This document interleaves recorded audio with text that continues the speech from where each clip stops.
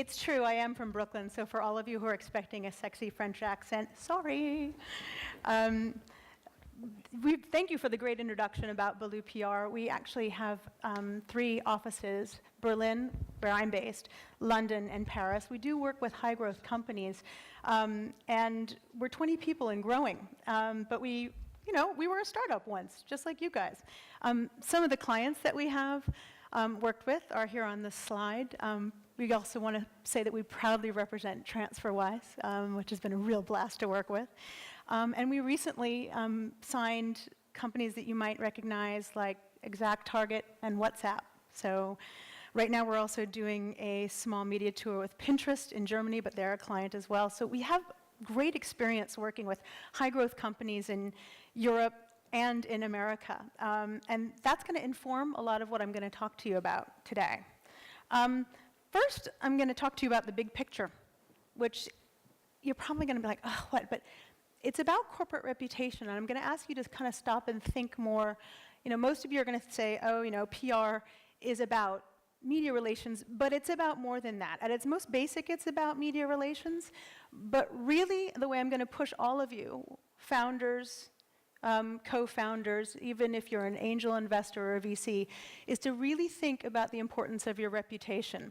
I will get more tactical further on, but I want you just to stop and think. And some facets of corporate reputation come readily to mind, right? So it's the quality of your products and services. If you're a public company, it's your share price. Kind of things like, if you're an investor, it's your interactions with your LPs or your portfolio companies. If you're a company, it's your interactions with your customers, your stakeholders. All of these factors contribute to your corporate reputation. And what I'm going to ask you to think about is that communicating, PR, is actually working in the court of public opinion, how the public feels about you, right? What they do, what they say, what they think, because it can inform many different things. And it's one of those things that's it's hard to measure, isn't it? I mean, you can hire you can hire McKinsey to measure your corporate reputation, but it's also something that as founders or as angels and investors, you kind of know, right? And one of the bigger issues I'm going to get you to start thinking about is what kind of CEO you are and how you run your company. And of course, I have very strong opinions about what that should be, and I'm going to push you towards certain things and not towards others, because what I'm going to get you to do is to try to start investing in your corporate reputation from day one. Because as you'll see, when you have a strong reputation, it helps you manage difficult times. It allows you to do things, though, that might even be more interesting to you right now. It allows you to price things in a way to beat your competition. People will pay for your goods and services because of your reputation, even if you have a higher price. These are actual tangible things that a good corporate reputation can bring you. But a corporate reputation is not something that you can just create. It takes a great deal of time, and frankly, it's the real thing. You can't make it up, right? Actually, I've lost my Bluetooth, so I'm going to ask you guys to take me to the next slide. Okay. So let's first start with big misconceptions. Again, PR is more than media relations. Media relations is a big part of what we do. And guys, if you can fix the Bluetooth, that'd be awesome. But media relations is a big part of what we do. So what is Ballou PR across our 3 offices doing every single morning for our clients? We're scanning the media, the headlines, to see what is happening. What's the news agenda for the day? And how do what our clients do, thank you, what our clients do, how can we piggyback that on the current news agenda, right? TransferWise, perfect example. If there are issues, all of a sudden if there's a big stink about, there's a lot of talk now about banks and how they're ripping people off, we look for ways to jump in and to comment in that news cycle, right? So that's that is media relations. We do use the media as a way to get our clients' messages across, but we use the media, right? We're working through the media. We're speaking to them to get the clients' messages across. Media is actually, in many ways, an audience for us. Next slide. So another misconception is that PR firms have magical relationships with the media. In fact, I've even seen some pitches from agencies that insinuate or outright tell you that they've got all the relationships, and unless you buy their services, you'll never get any good coverage. And that is bullshit, guys. Thank you. And don't ever fall for that. And some of the things I'm going to teach you later are going to help you have, be able to pitch the media effectively. But what we do, our job is, yes, to absolutely know the media. We understand the way they look at things. We understand the concept of news cycles. You're going to hear me talking a lot about that. News cycles are things that are relatively predictable. So, for example, if you're in consumer, there's always gifting opportunities. What's coming up tomorrow? Valentine's Day, right? Every consumer company is like telling you 20 things you can get your girlfriend that she'll fall in love for you, with you again. Places to take your boyfriend, blah, blah, blah.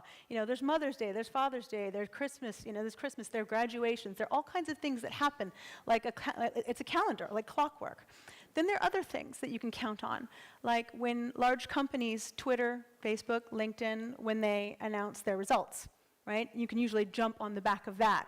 So we're always looking, for things to get our clients involved when we don't have news of our own. We lost it again. I don't know, what is it? What is wrong with me? I know you're loving coming up and taking this from me. I'm just going to get you to come pick it up again.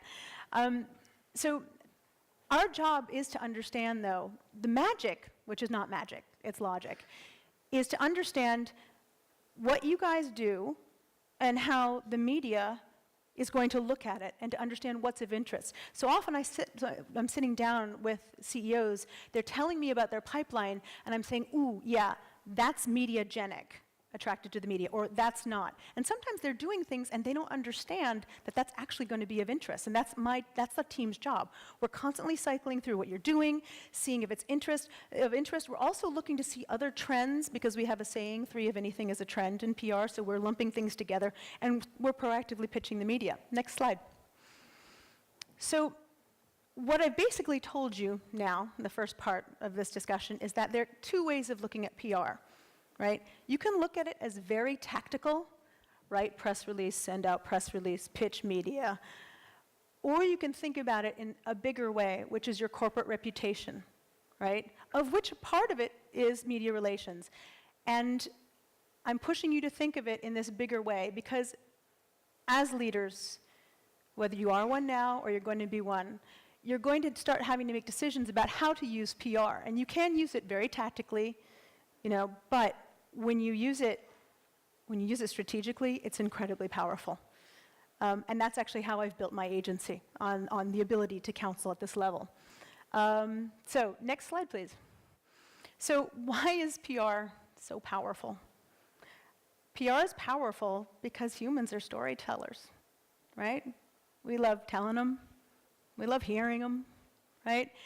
Yes, we like facts, but we take in stories and are convinced far better when they're told, in a rhythm, as a complete story, not just as facts and figures. The way to win somebody over is to tell a story. I can say, oh, I started Ballou PR because I saw a market opportunity, margins are this, this, this, and you can go. Or I can say, you know what? I was seeing how European clients were treated and they just were not getting good service. And I decided to move from California to France to start an agency to work with high growth companies because I saw a need. And I actually really fell in love with the startup community in Europe. And that's a heck of a lot more interesting than me just telling you about the margins I thought I could score. Next slide. So what I'm telling you is this, right? The most respected companies use PR to a strategic advantage. And I want you guys to start thinking about how you'll do that as well. Next slide. And there is actually one thing that I want to have you guys keep in mind, which is there's a key secret weapon in corporate reputation, and that's you. If you're a founder, if you're part of a management team, you're an investor, right? It's the way you act, the way you comport yourself, right? And I'm going to tell you a story that actually illustrates this in a bit. But the way you set the stage right now for the company that you run is going to help you create a great corporate reputation. Next slide. But of course, as you'll see, a good reputation does have to be earned. I said it at the beginning. You can't just wish for it. You've got to earn it. You've got to be it, right? At Ballou PR, we have I hope, a good reputation for frankly saying no to people who are ready to give us money, because we will look at them and say, you don't need PR right now. What you need is another salesperson, right? What you need is to perfect this product. You need to be pouring more money into perfecting the product. We turn business away because it's the right thing to do. We're truth tellers, right? I mean, a perfect example, we had a client come to us, it's over a year ago now, who wanted to spend about 5,000 pounds a month, which would have been a nice, that's a nice retainer for us. But we really felt in our heart of hearts that they shouldn't be spending that. We knew that PR wasn't going to make a difference right then in their business. What they really needed was to perfect the product, maybe do a little SEO, spend this money in a different place. And we told them that. Right? We spent a lot of time with them. We told them that. They went to a competitor of ours. The competitor convinced them that they needed PR. And they went with that competitor. And sadly, that company's out of business right now. Right? Did they go under because of that spend, that 5,000 pounds a month?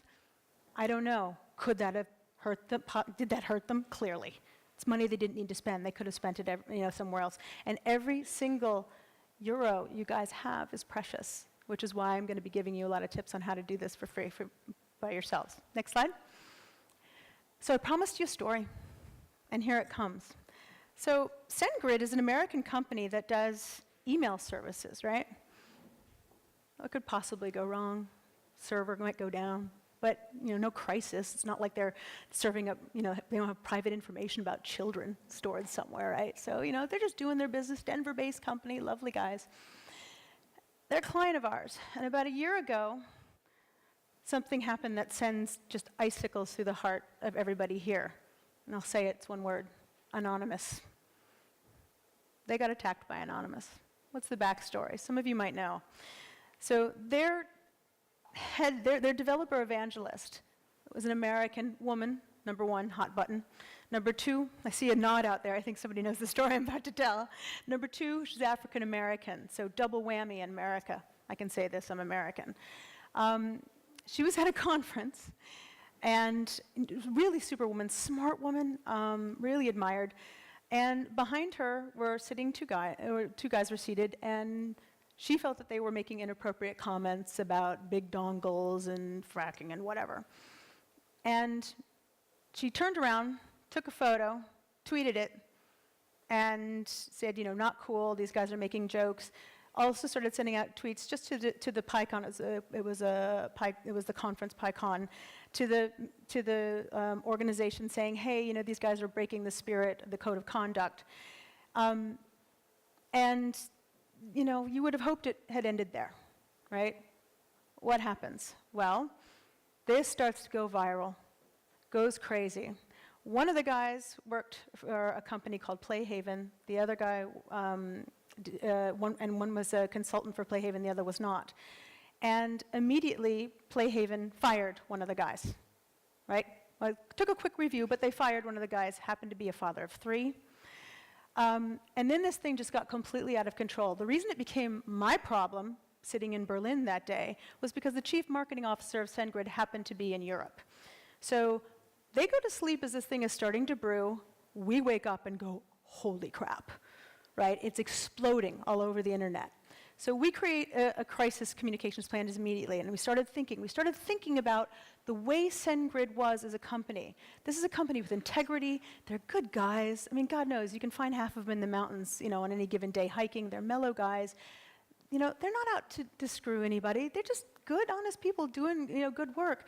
Nobody ever expected this to explode like this. They start digging deeper, and the plan we had come up with was, okay, for the love of God, just get those 2 men and the developer evangelist in a room. I don't care where they are now. Conference is over. Fly them on private jets. Get them in a room. Have them talk this over.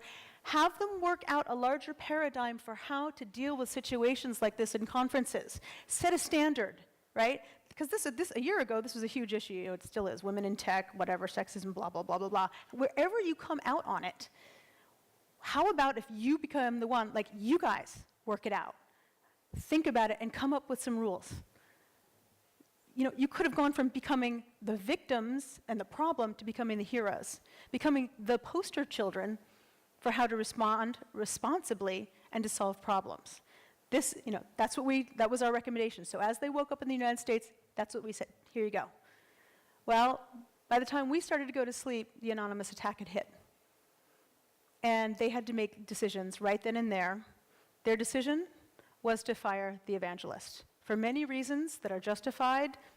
In fact, we won't even make a judgment call. It's just what happened. Okay? What a nightmare, right? I mean, in 36 hours, this happens to your company. You're just a company that serves emails. Who's expecting this, right? Now, we can dissect the whole issue, step by step. Issue number one, if only she had turned around and talked to the guys instead of making it a public issue. It's more human to talk to somebody and address something. Okay, fine. But the bigger issue here is that SendGrid had the kind of reputation that they could withstand this, right? I mean, it was horrible. It was horrible they had to fire her. Nobody was excited about that decision, right? But they had a reputation that could withstand this, and today they have recovered and they're doing better than ever. Why? Because they do have integrity. They work from an authentic place. They acknowledge that this was not a great decision. Nobody was excited about it. But they had built a reputation ahead of time that could withstand this incredible hit. A lesser company could not have done so, right? And there's been no great turnover. They didn't fire the CEO 6 months later in any kind of show. They've managed it successfully. This is what a good reputation can do for you. Had they not had a strong reputation, we can speculate, but my guess is they would not be coming out very strong right now, right? And that's, again, something for you to think of. Let's hope it never happens to any of you. Next slide. So the other thing I just wanted to draw your attention to is if you don't speak, and if you don't speak up, others will speak for you and form your reputation. It is maddening, but it is the truth. Next slide. So my advice is to start early. I mentioned it before, but you're going to hear me talk about it constantly. Honesty, integrity, authenticity. And build and guard your reputation carefully. The minute you feel you're doing something against what you should be, whether it's dealing with employees, with customers, with government organizations, you probably shouldn't be doing it because all you've got is your reputation. My company has my name on it. My team, my colleagues guard their reputation along with me. I hire them specifically for that. When I step out of bounds, and I do, they're the ones who pull me back. I make it a place where they can put their hand up and say, Colette, that's not in our spirit. Hopefully I don't step out often, but they do bring me back. Hire people who will do that for you. I know you didn't expect this kind of talk out of somebody talking about PR, but it all folds into the bigger picture. Next slide. So let's talk tactical, smaller picture. Next slide. So here's the truth. You're a startup. You probably don't need us. Next slide. And here's the upshot. A lot of text on this slide, and don't worry, I am actually going to give you all the access to all of this text. These slides, I'll tweet it out after this. But you're going to hear this over and over again. You've probably heard it 16 times before I'm going to say it, but for the love of all that's holy, you don't need PR. You should be, especially if you're pre-seed, you should be working with your friends and family. You should be working with your early users. There are so many more effective ways to get what you want than PR right now, right? So many more. Whether it's, just working closely with your users, whether it's, looking at what your competition is doing, getting involved with their Twitter followers, et cetera. But PR is something that you use for the next 100,000 people. Your first customers you can get easily, right? We didn't do any PR about ourselves for years because we kept mining the people who cared about us. We'd get a happy customer and we'd go through and get more references from them, right? We'd just keep working it. Next slide. So yes, you are going to hear this a lot too, right? Get that product right. It'll never be perfect. Don't wait until it's perfect because you'll probably be dead. But really, really, really get the product nice and solid. Learn more about your customers. Understand what makes them say maybe and no. Yes as well, but maybe and no. What are those hurdles? Right? Next slide. So let's talk a little bit about PR. I promised you tips, and I'm going to give you some tips. Next slide. So what I've been saying is a roundabout way of saying this, right?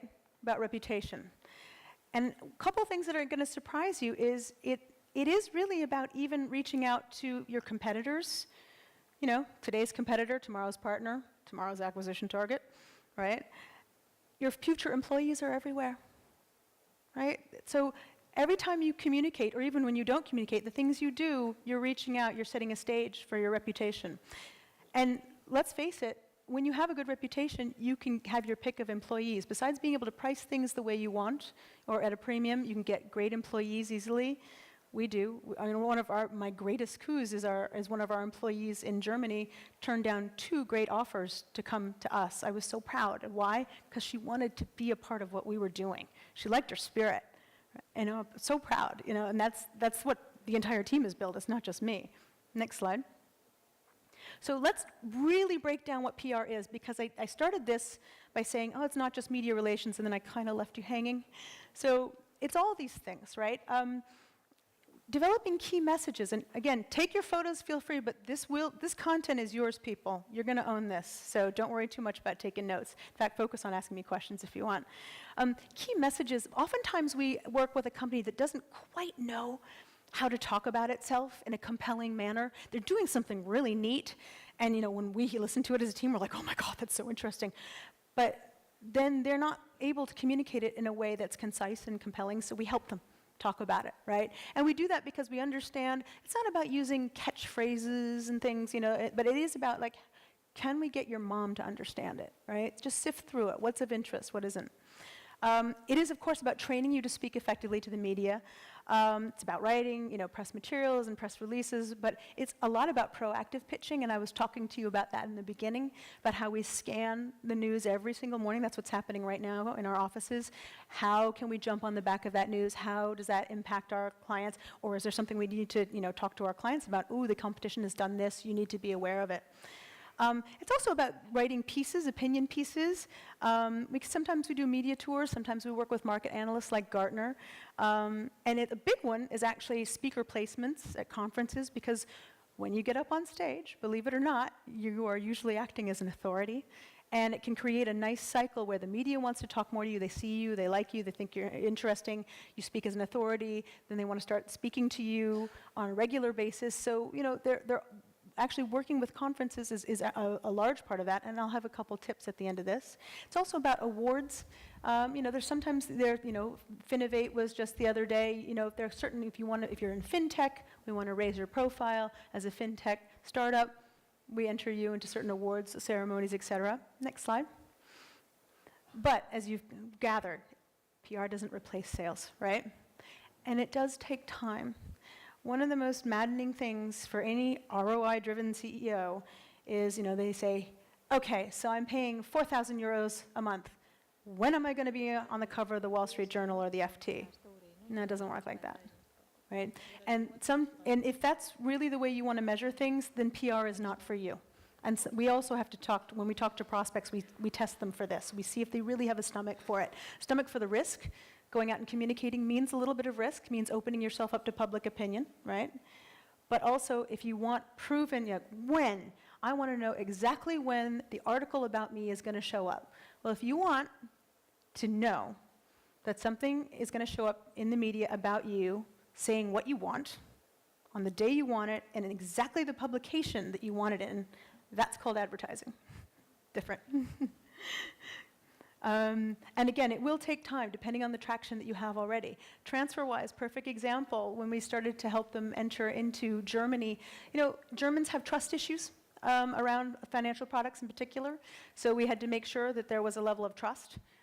We had to build the trust. We had to start kind of talking in terms of, you know, the safety.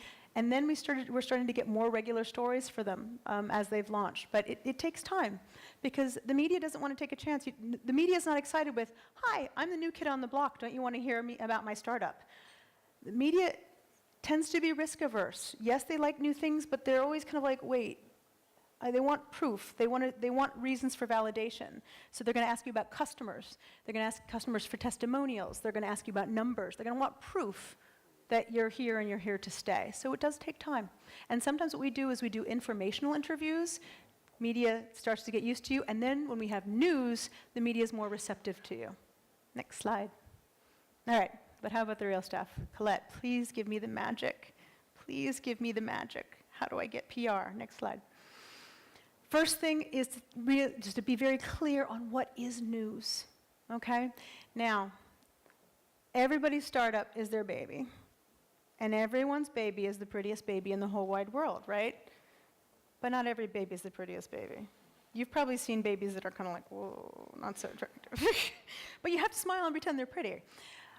When you look at your baby, you need to be absolutely objective about what news is, which is why I'm getting a little remedial on you here. News is, products, personalities, financials, layoff, litigation. Notice sometimes, bad things are news. News, things that can be news as a change in direction. And even business as usual, when you have a great new customer or, you get a great CTO from, the Valley, decides to move here to become your CTO. That's kind of impressive, right? I mean, you're able to pull in that kind of talent. Next slide. Next thing, okay, perfect. But not news, okay? And this, you would be surprised at how many people have said, hey, we have an office dog. Do you think TechCrunch would be interested in covering that? Anybody want to take a guess on whether TechCrunch is interested in covering that? Guesses? Yeah? Yeah? No? Okay. No, TechCrunch doesn't care, right? I know it's really exciting for you that you have, new carpeting, but that's not news, right? You need to be studying these publications. The publications that you want to get into, you need to be seeing what they cover, right? Think about the difference between the Financial Times or the Wall Street Journal and TechCrunch, right? TechCrunch covers very specific, obviously mostly tech. Sometimes, if the company's big enough, they'll talk about features if it really is a game changer in the market, right? You will never see the Wall Street Journal talk about a feature, right? Never. They will talk about huge changes in policy at Facebook, but they're not going to get micro. So the lesson here is that certain kinds of news are interesting to certain kinds of media. Right? And that's the way I want you to start filtering things. When you're looking at your company, trying to figure out what is news, what you can talk to the media, what's really going to be of interest to them. Right? Oh yeah, my favorite one is the last point. When the competitor comes out with something and you're so tempted because it's so heartbreaking, be like, but ours is really better than theirs. When was the last time you ever saw that as a headline? Company X comes out with product, but company Y's product is really actually better than that. It's not a headline, never will be, right? This is why, though, you need to constantly be looking at what you're doing and mining it for interest to the media, and I'll teach you more about this. Next slide. So what really makes something news? I really tried to break it down for you here. These are pretty much the ways that you can start filtering for what is news. When I talk about timeliness, again, there's that phrase, the news agenda of the day. Does it fit into what's happening? How does it work within what's in the news cycle today, or even in the next week? Controversy also, and this is another thing, when you think about communication, can you stomach controversy? One of our clients, Seatwave, is a secondary ticketing organization in the UK, and the Brits are incredibly sensitive about what they call ticket touting. As Americans, we call it scalping, right? When you resell your tickets. I don't know why they're so sensitive about it. But the CEO, Joe Cohen, who is a fine man, former CEO, he's actually now chairman, knows. He faces this head on. He knows he started a company in a field that the Brits are incredibly sensitive about. He embraces that. He doesn't try to hide it. He's not trying to say, no, really, it's okay. He's like, no, he's like, this exists. People will tout tickets whether, you do it online or not. It is happening in underground car parks, right? And what it really happens is often you meet somebody and they give you, what? False tickets.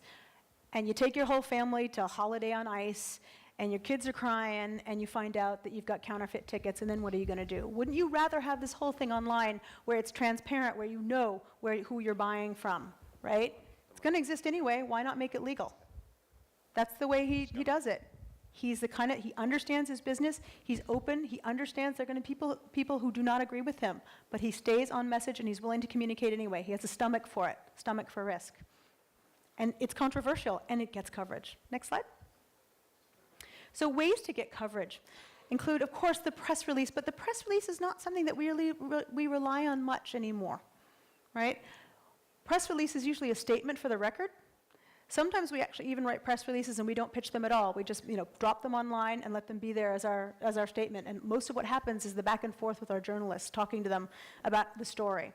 I've talked endlessly now about surfing the news agenda, although I'm happy to answer questions about that later. Case studies, especially with numbers, any data, are incredibly useful to the media. Product reviews, byline articles, that is articles that you write, stating your opinion, although they can't be salesy or marketing focused. We are constantly having to pull back our clients from writing things that are just a giant sales proposal. What you really need to do is do something that's bigger picture, drop in a mention or two about your company, your product.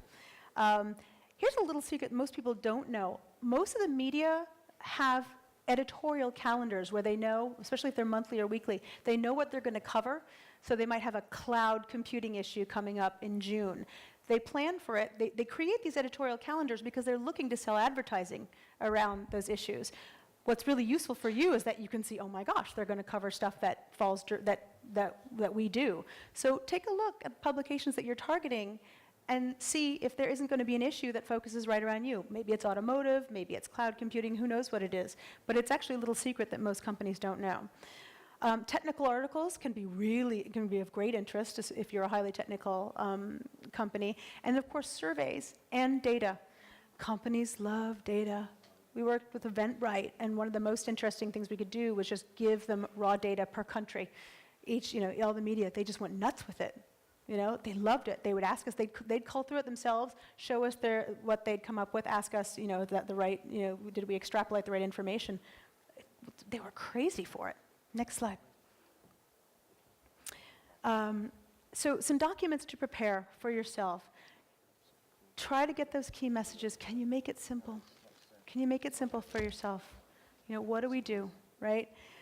3 to 5 maximum. If you're a consumer company, 3. It shouldn't be that complicated. If it's a little more technical or B2B, you can go up to 5. More than that, you can't remember. And key messages are those things that, when you're in Silicon Valley, you get in an elevator and, oh my God, there's Mark Andreessen, and you have like exactly 15 seconds to pitch him in the elevator. They're the things that you default to. They're like a safety net. Right? What do I have to say? What do I need to get across about my company that's compelling? And depending on the situation, you say different things, right? If you're pitching, because communicating can be communicating to a potential investor, right? Or it can be talking to the media. You need to say, what do I need to say right here and now? Press kits and collaterals, some very basic things. You should have a boilerplate. Boilerplate, and I'll show you what that is in a press release. It's that last little paragraph about us. Bios of your key management. What have they done that have led up to this being the ultimate thing that they do, right? You heard my bio quickly, ethics and PR. But I worked for a big PR firm in New York and in the Valley before starting Ballou PR. I have, hopefully, the credibility to start Ballou PR and to handle your business. Built up a momentum to show you why I'm actually, capable of counseling.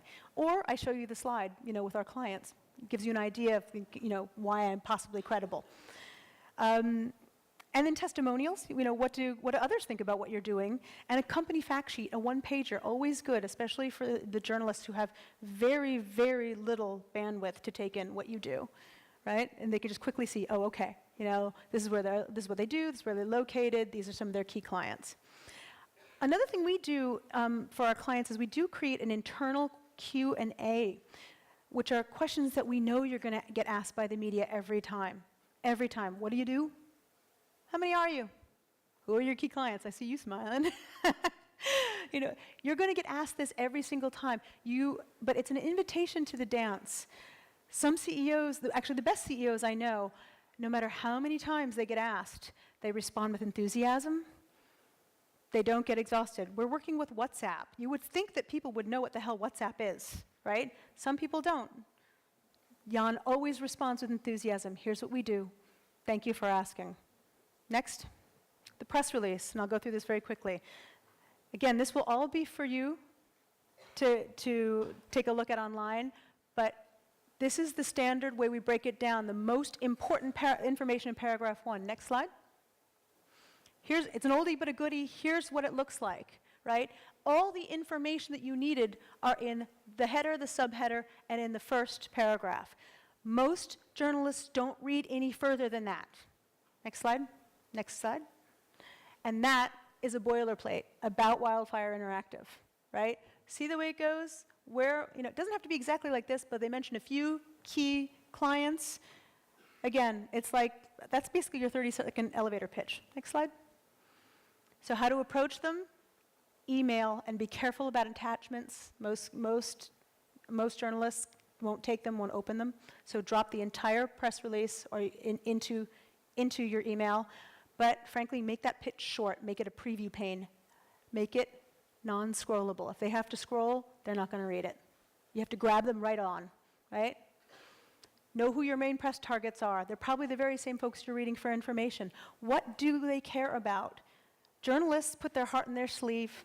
They always write about things they care about. They leave trails about what they care about. Know what they write. Have read what they wrote most recently. See if you can tie it back. Next slide. And do your homework. I just discussed this. Get involved. Get familiar with your writers is probably the most important thing you can do. Journalists get infuriated when you send them pitches that are inappropriate. And all it takes is just a quick look at what they wrote recently. Right? And I've talked about the actual pitch. Friendly, concise, and honest. Can't emphasize this enough. You're building a reputation with the journalists right then and there every time you contact them. They're going to love you for being concise. They will remember if you're not honest. Okay? And again, early in the week, always good to provide video like assets. Next slide. And then a few words about startup competitions.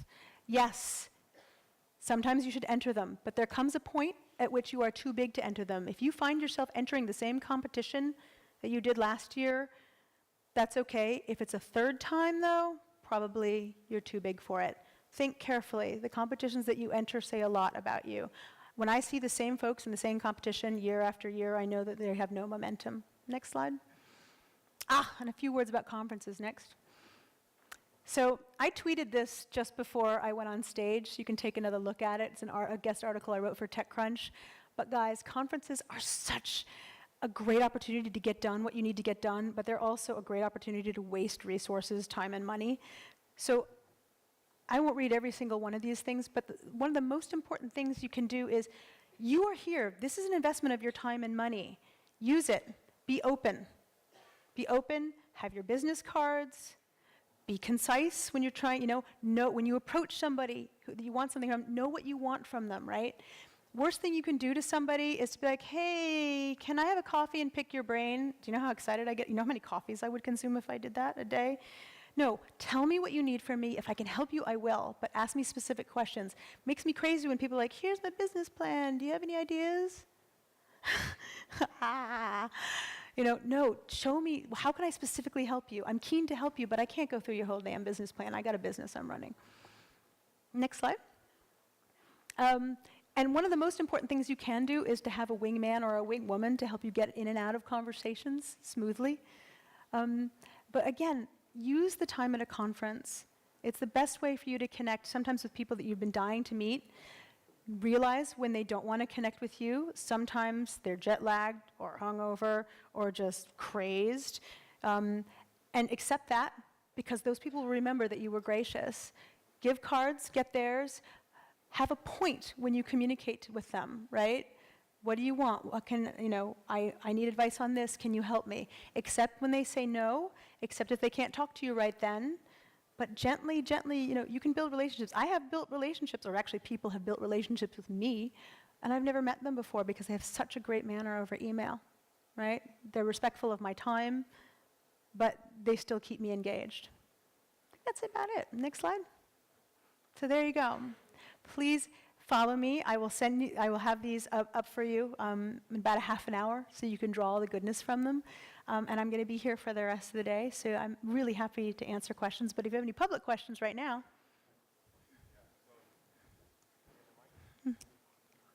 Oh, we got one over there.